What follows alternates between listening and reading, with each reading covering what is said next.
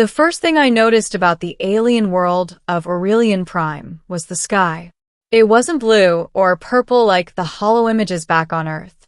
It shimmered, layered with slow-moving bands of silver light, as if the atmosphere itself were alive and breathing. I would later learn it was caused by ionized stardust trapped in the planet's magnetosphere. But at that moment, standing on the scorched landing platform in my battered human uniform, all I could think was this: I don't belong here. I was a nobody, Lieutenant Jonah Vale of the Terran Exploration Corps. Not a hero, not a diplomat, just a survivor of a mission gone catastrophically wrong. Our ship had been ambushed while charting a neutral corridor near Aurelian space. The crew was killed. I escaped in a pod and crashed on the outskirts of the capital city, Lunaris Spire, a vertical metropolis of living crystal towers and floating bridges. Before I could even assess my injuries, I was surrounded by royal guards wielding weapons that hummed with lethal energy. I expected imprisonment. Execution, maybe. Instead, they dragged me into a war I didn't understand. Aurelian Prime was ruled by Queen Zyra Valeth, a being of terrifying elegance and ancient authority.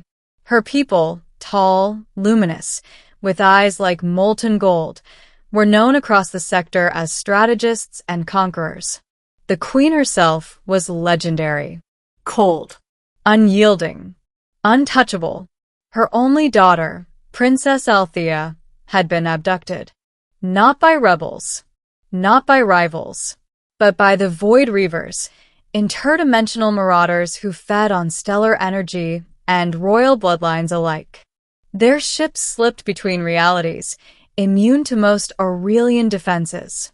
The Queen's armies were vast, but useless against an enemy that refused to exist in one plane of space. That was where I came in. Humans, as it turned out, had something the Aurelians didn't: unstable quantum signatures. Our technology was crude, our biology fragile, but our presence disrupted dimensional locks. To the Reavers, a human was a glitch in reality. I learned all this while kneeling in the Queen's throne chamber, surrounded by guards, her gaze burning through me. "You are insignificant," Queen Zyra said, her voice calm and sharp as a blade. "But fate has placed you here. You will help us retrieve my daughter." "And if I refuse?" I asked. She leaned forward, her crown casting fractured light across the hall. "Then you will die quietly. If you accept, you may still die. But you will die with purpose." So I accepted. The rescue mission was suicide. One human, one Aurelian strike cruiser, and coordinates leading into a fracture in space known as the Null Veil. As we approached, reality twisted. Colors bled. Instruments screamed.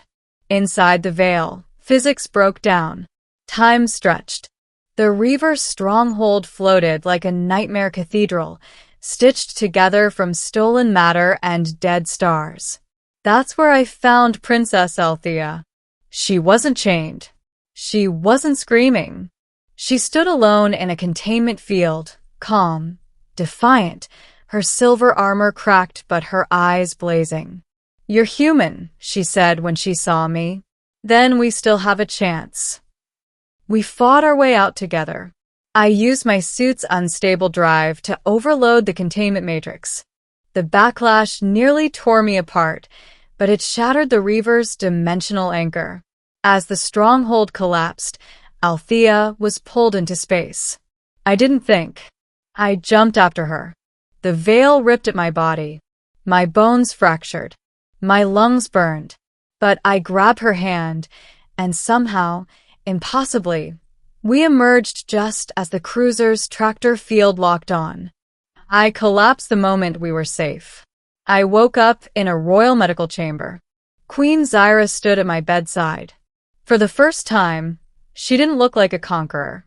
She looked like a mother who had almost lost everything. "You saved her," she said softly. "I did my job," I replied, barely conscious. She studied me for a long time. Then she did something no Aurelian queen had done in recorded history. She bowed. From that moment, everything changed. My injuries should have killed me. Instead, Aurelian bioengineers rebuilt me, enhanced my nervous system, stabilized my quantum signature. I became something new, neither fully human nor Aurelian. I was given a title, Void-Bound Guardian. Princess Althea became my closest ally. She was brilliant, curious, endlessly questioning. She wanted to know about Earth, about human music, humor, fear. We spent hours talking beneath the glowing sky bridges. But it was Queen Zyra who watched me most closely. At first, I mistook her attention for suspicion. I was wrong. She summoned me often to strategy councils, diplomatic audiences, private discussions late into the planetary night. She challenged my ideas, tested my resolve. Where others bowed, I spoke plainly. Where others feared her, I met her gaze. "You do not fear me," she said once. "I respect you," I answered. "Fear would make me useless." Something shifted in her eyes. Over time, I saw cracks in the legend. The loneliness of command. The weight of centuries. The cost of ruling an empire built on conquest. And she saw something in me, too. Not a subject. Not a weapon. But a reminder of who she had been before the crown. The final threat came, without warning. The Void Reavers returned, this time in force.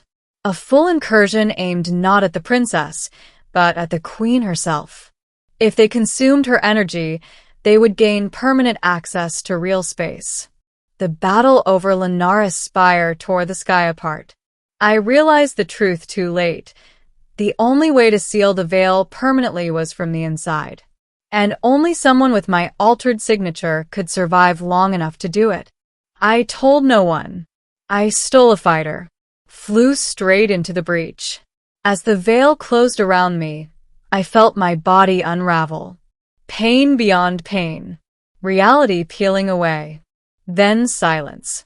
I expected oblivion. Instead, I woke to light. Queen Zyra had followed me. She had torn open the veil with forbidden power, anchoring my disintegrating form to her own life force. Together, we forced the breach shut, sealing the Reavers beyond time and space forever. The cost was immense. Her power was diminished. Her immortality broken. But we survived. The ending. The coronation plaza was silent as Queen Zyra addressed her people. For millennia, she said, we believed strength came from dominance. From distance. From the crown. She looked at me, standing beside Princess Althea. Today, we know better. Strength comes from sacrifice. From connection. From the courage to love beyond one's own kind. She stepped down from the throne. Gasps rippled through the crowd. I remain queen, she declared. But I will no longer rule alone. She took my hand. The human who had arrived as a crash-landed nobody was now something unheard of in Aurelian history, consort to the queen. Not as a symbol, not as a prize, but as a partner. Princess Althea smiled, her future secured. The empire began to change, slowly, painfully, but truly. As for me, I never went back to Earth, because among the stars, on a world that once saw me as insignificant, I had saved a princess and stolen the heart of a queen.